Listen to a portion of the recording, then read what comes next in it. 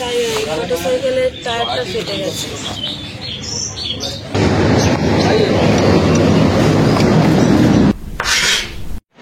সুপ্রভাত। এখন বাজে ভোর 4টে আর চারিদিক পুরো শুনশান। আমরা রেডি হয়ে বাইক বার করতে লাগলাম। বাইকটা রেখেছিলাম দোকানের মধ্যে, আর এই জায়গাটা একটু উঁচু ছিল, তাই নামাতে টেনশন হচ্ছিল। বাইক নামিয়ে বেরিয়ে পড়লাম আজকের জার্নির জন্য।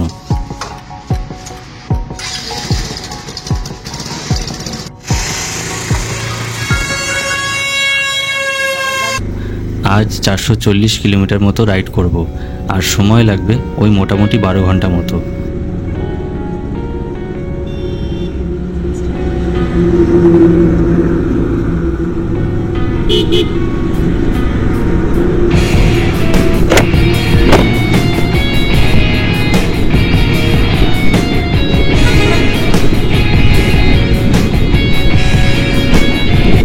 বেথুয়া ডোরি পার করতেই চারিদিক অন্ধকার ছিল, তাই বেশি রেকর্ডিং করতে পারিনি।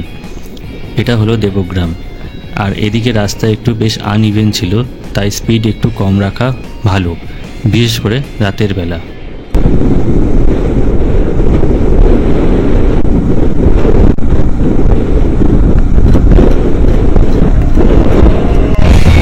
বেশ কিছুক্ষণ পর দিনের আলো ফুটলো, এবং দিনের আলো ফুটতেই চোখ গেল বাইকের স্পিডোমিটারের দিকে। দেখলাম এয়ার ফিল্টার চোখ সাইনটা ব্লিঙ্ক করছে। তো সেটা দেখা মাত্রই হঠাৎ টেনশনে পড়ে গেলাম যে হঠাৎ কি হলো এমন। সার্ভিস তো ঠিকঠাকই করিয়েছিলাম, আর গাড়ির পারফরমেন্সটা একটু কমও লাগছিল, আর একটা অদ্ভুত সাউন্ড আসছিল বাইকের পেছনের দিক দিয়ে। কিন্তু দাঁড়ালাম না, আরও চলতে লাগলাম যতক্ষণ না বহরমপুর আসছে।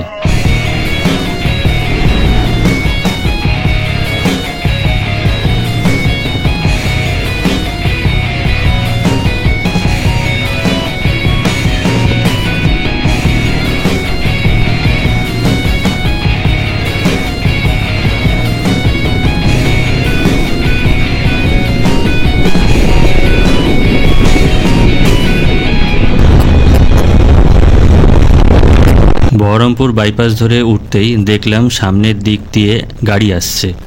মনে হয় যত সম্ভব পাশের যে রাস্তাটা আছে সেটা বন্ধ আছে। তো ব্যাপারটা হলো এমন যে কিছুক্ষণ আগে যেটা বললাম যে মিটারে একটা সাইন দেখাচ্ছে, ওটা ছিল একটা অশনি সংকেত। আমরা বহরমপুর বাইপাস ধরে কিছুটা এগিয়ে একটা টোল প্লাজা পড়েছিল। সেই টোল প্লাজার ওখানে কিছুক্ষণ দাঁড়িয়ে রেস্ট করছিলাম। হঠাৎ দেখি যে টায়ারটা পুরো ফ্ল্যাট হয়ে গেছে, আর সাইডগুলো কেটে গেছে। তো কি করব বুঝতে পারছিলাম না। তো হঠাৎ ভাবলাম যে বহরমপুরের দিকে ফিরে যাই, এবং দেখি সেখানে কোনো টায়ারের দোকান আছে কি না। তো সেখানে যেতেই একটা রাস্তার পাশেই একটা টায়ার মেকানিকের দোকান পেলাম, এবং সেখানে বললাম যে কি করতে হবে। তো বলল টায়ার পাল্টাতে হবে, কিন্তু তাও আমি দেখছি যে কোনো ক্ষতি হয়েছে কি না। যদি না হয় তাহলে পাল্টাতে হবে না, এমনি লিক সারিয়ে ছেড়ে দেওয়া হবে। উনি বললেন যে টায়ার ঠিক আছে, কিন্তু ভবিষ্যতে পাল্টে নেবেন।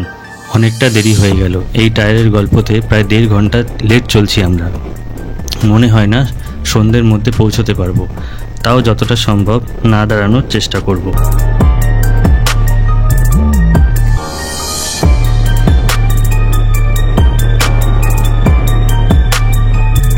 ব্রেকফাস্ট সেরে নিচ্ছি পাপ্পুদা ধাবা থেকে। একটা আলু পরোটা আর চা মিলিয়ে নিয়েছিল 45 টাকা মাত্র। ব্রেকফাস্ট শেষ করে আবার বেরিয়ে পড়লাম গন্তব্যের দিকে, কিন্তু একটু একটু যেতেই সামনে ডাইভারশন আসছিল, আর যার জন্য আমাদের পৌঁছানোর সময়ও পিছিয়ে যাচ্ছিল।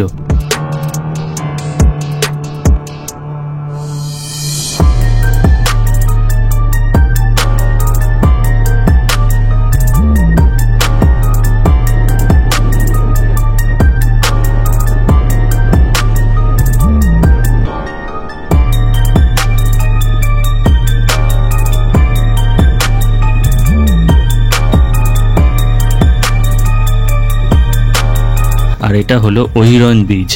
অহিরন ব্রিজ পার করে চলেছি ফারাক্কার দিকে।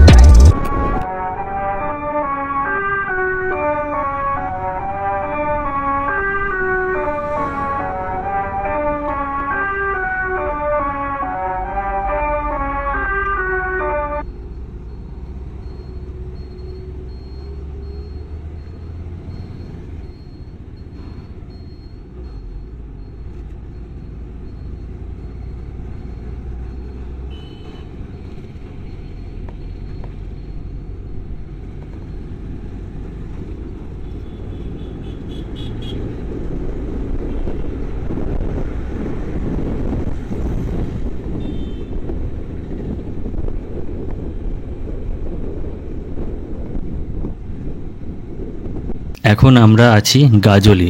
প্রায় 60 কিলোমিটার টানা আসার পর একটু রেস্ট করে নিচ্ছি।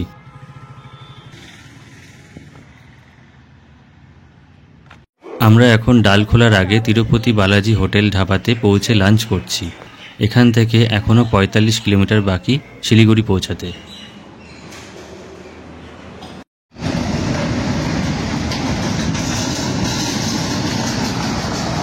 এখন আমরা বসে আছি একটা দোকানের সামনে। এখন শিলিগুড়ি ঢুকতে এখন 90 কিলোমিটার মতন বাকি। আর রাস্তা খুবই খারাপ ছিল ডালখোলার পর থেকে। তাই পুরো এক্সস্টেড হয়ে গেছে, একটুখানি রেস্ট নিচ্ছি। আর এমনি এখন বাজে হচ্ছে গিয়ে 4:40। তো খুব বেশি দেরি করা যাবে, কিছুক্ষণ বসে আবার রওনা দিতে হবে। পৌঁছে গেছি শিলিগুড়ির শোভরাজ হোটেলে। এখানে সামনেই বাইক রাখার পার্কিংয়ের ব্যবস্থা আছে। Good morning from Siliguri. কালকে আমরা ছিলাম এই হোটেলে। তো এটা একটা নন এসি রুম। এখানে একটা আয়না আছে, এরপর একটা লাইট আছে, আর হচ্ছে এটা একটা কাভার্ড আছে। ডিসেন্ট স্পেস, এক রাতের জন্য ঠিক আছে, তার বেশির জন্য না।